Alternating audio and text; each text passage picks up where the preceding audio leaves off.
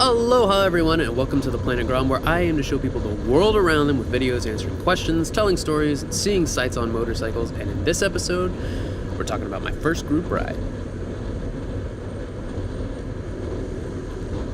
For those new to the channel, I'm a pretty new rider who fell in love with riding after I bought a Honda Ruckus to commute on and decided that shifting gears would be pretty fun and upgraded to a Grom. Motorcycling has been a life-changing experience, and I am beyond grateful that I fell into it. To think that after a life spent drooling over motorcycles, it was just needing a cheap way to get to and from work that would seal the deal and get me into the world. And since getting into it, I've had an insanely good time learning the ins and outs of riding. After taking the basic rider course, I started focusing hard on my technique, trying to get better. That's all I want to do when I ride, is just get better. Well, that's almost the only thing. I also want to experience the full gamut of riding. I want to do it all. I want to try to do a scramble. I want to go on a camping trip with just me and my bike. I want to try riding on a track and see how that goes. And until September 30th, 2018, I had also wanted to go on a group ride. Now, I'll admit that initially, I very much just wanted to ride alone.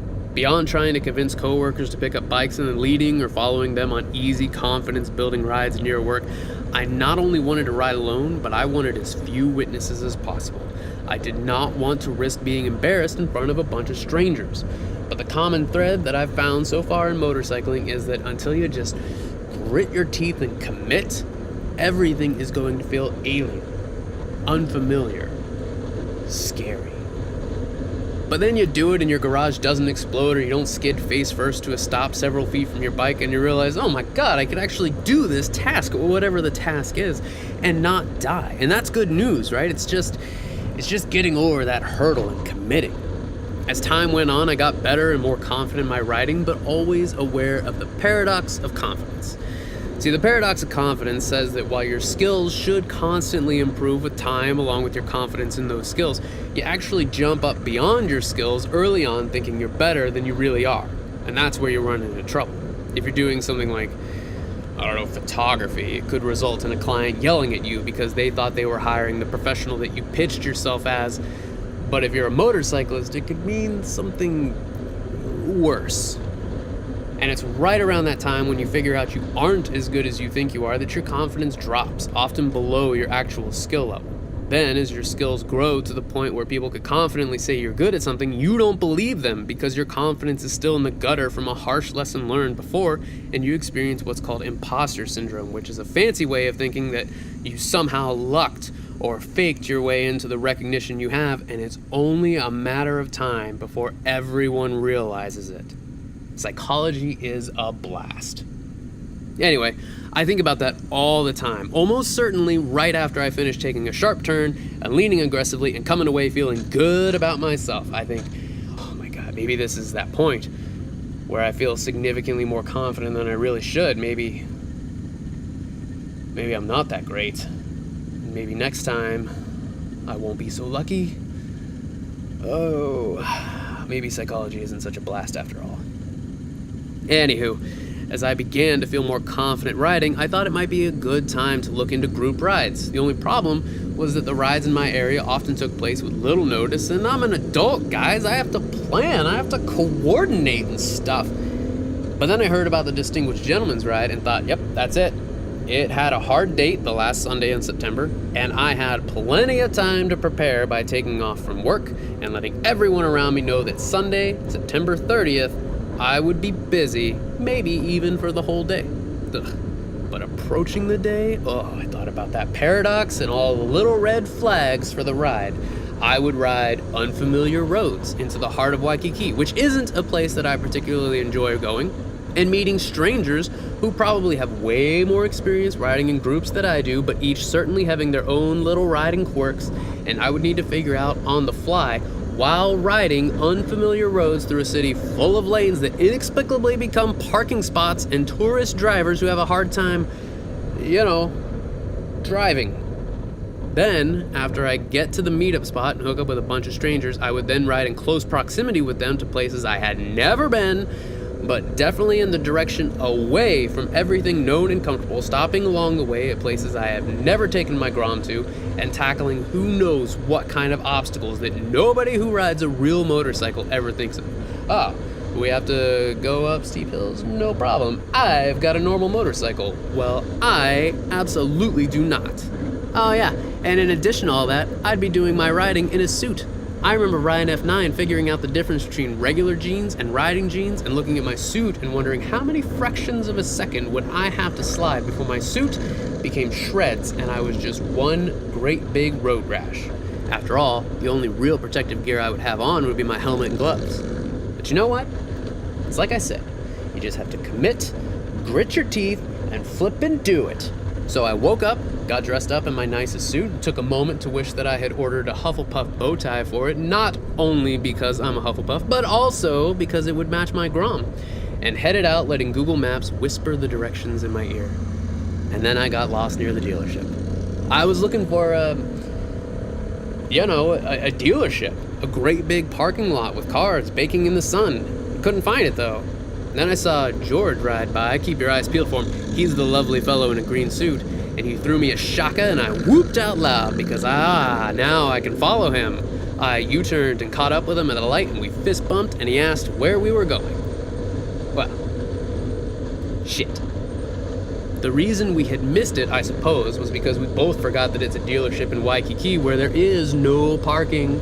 Velocity Motors is indoors, floors on floors of cars in a climate-controlled location complete with spa, gift shop, and barbershop on the bottom floor beside motorcycles, Lamborghinis, and Ferraris. It was a super classy place. And Velocity Motors hooked us up with breakfast, coffee, and waters before Ross, our ride host, told us the plan for the ride and what we were riding for.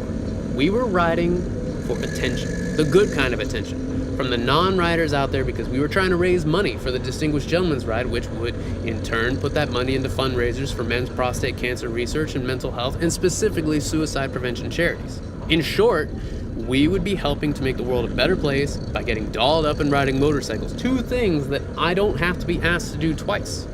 The amount of riders was intimidating, but I focused on the positive side, which was that the charity had more representatives raising more money for such worthy causes. Last year, there were only 7 riders. How crazy is that? This year, there were around 35, which, truth be told, isn't that much compared to other locations, but Oahu is a small island, and 35 is still a pretty impressive turnout. Anywho, we mingled, we ate, we prepared for the ride. There were rules, no speeding, no stunts, no burnouts. We were on our best behavior, with the possible exception being riding with blockers who would post in lanes and make sure that the riders could stick together through stop signs and turns, which was awesome.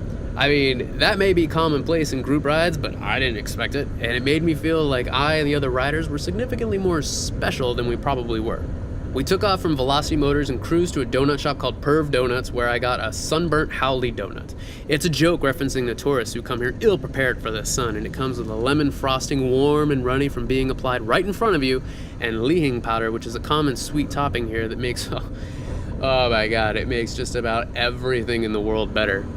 It was, without a question or moment's hesitation, the best donut I've ever had. I've lived in 4 countries, visited significantly more, and have always been down for donuts, and this was the best.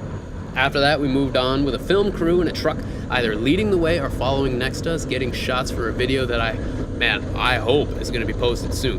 We snaked past Waikiki Beach with its smiling, waving, photo-happy tourists who were obviously getting a kick out of seeing us all looking decidedly unintimidating. Past the beach, we stopped at a scenic lookout point, but nobody wanted to take pictures. We were all too stoked to keep riding. So we went a bit further and had to stop for fuel or use the restroom or whatever needed to happen. After that, we tackled the hard part.